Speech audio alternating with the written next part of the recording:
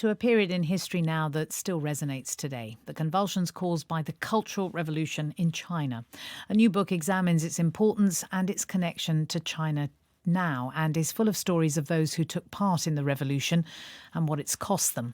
I've been speaking to the author, Tania Branigan, who was The Guardian's Beijing correspondent from 2008 till 2015. I began by asking her to define what the Cultural Revolution was. It begins in 1966 when Mao unleashes it. 2 million people die, tens of millions of people hounded. And one of the reasons it's so hard to understand is that it's two things at once. Primarily, it's Mao's grab to get political supremacy back after a period where he's lost credibility and authority with the disaster of his Great Leap Forward, which led to this devastating famine which saw tens of millions of people die. It's about him reasserting his absolute political authority and eradicating opposition.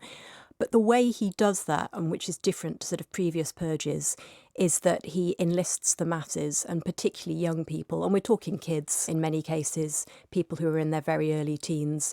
They become this political vigilante force, the Red Guards, and they turn on their teachers, they turn on officials. We see some of the country's greatest thinkers and scholars dying in the uproar. And then it all begins to sort of spiral even further out of control in a sense. We see factional fighting between the Red Guards, they turn upon each other. And so it's a movement that really convulses the whole of the country. We see in it not only the deaths of Mao's two heirs apparent, but also entire families being wiped out in some cases in the countryside because they may have been designated as landlords, even babies being murdered. Your book is called Red Memory, Living, Remembering and Forgetting China's Cultural Revolution. Let's talk about the title, because the living, remembering and forgetting it is a really critical part of what you're trying to explore. What really fascinated me, I think, was the way that the Cultural Revolution feels as if it's everywhere and nowhere in China. And you really can't understand the country unless you understand what happened in that era, because it's really the break point between Maoism and this turn to the market and reform and opening up. This point where you turn from this very kind of rigid socialist system towards a much more individualistic era. But at the same time, even though it seemed to be sort of ever present in every story I did, it's not something that's widely discussed. It's not completely taboo, but the authorities very carefully police discussions of it, and it's become more and more a restricted topic of discussion.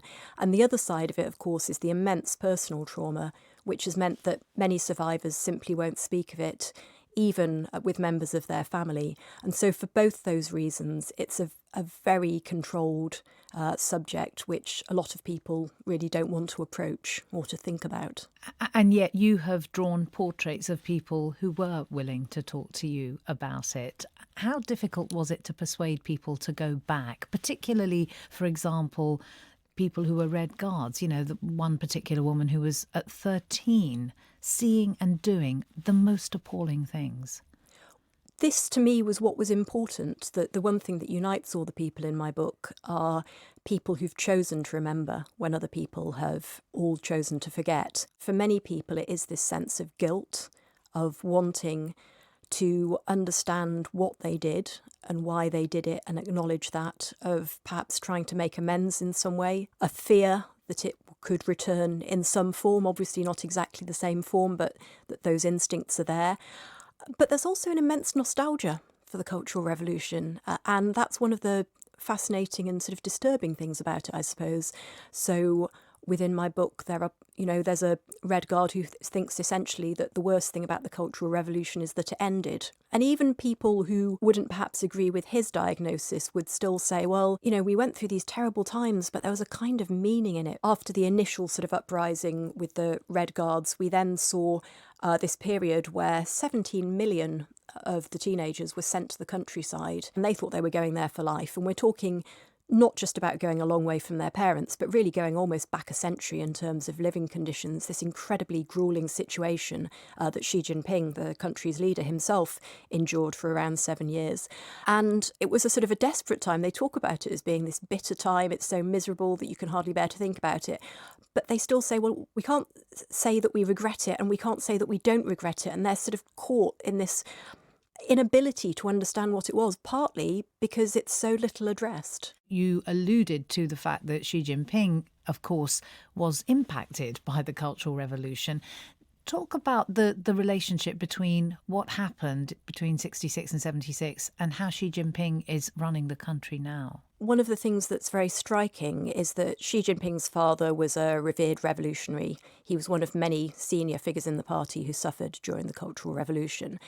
And he and other people, after the Cultural Revolution was over, went to great lengths to kind of try and cage power. They wanted to be sure that you'd never have this sort of one-man rule again. And so they introduced these new norms, a much more collective style of rule. And yet Xi Jinping has really done his best and has very effectively removed all those constraints. And so we now see really the most powerful leader since Mao himself.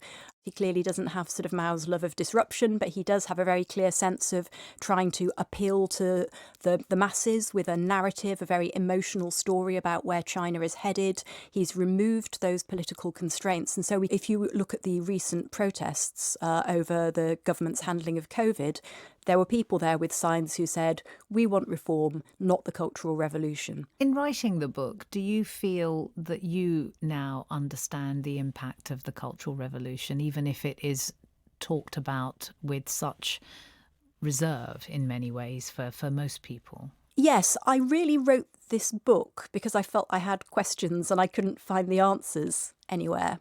And so I feel extraordinarily privileged that these people were willing to talk and wanted to talk. I mean, this is the point, that they're the people who've chosen to remember it. And in helped fact, at me some to point, understand. you couldn't stop them. They once they'd started, they continued to want to speak about it. Yes, and they're people who've been through such extraordinary experiences, horrifying experiences. I mean, to denounce your mother when you're a teenager and then know that she's been executed because of that denunciation, to be sent to labour in a remote place and see your friends die, some of them never make it back, to witness these tragedies obviously leaves such deep scars. And I think the bravery sort of people took in exploring that is something that I thought was really remarkable. That was Tania Branigan, and her book is called Red Memory: Living, Remembering and Forgetting China's Cultural Revolution. I could not recommend it highly enough. That's it.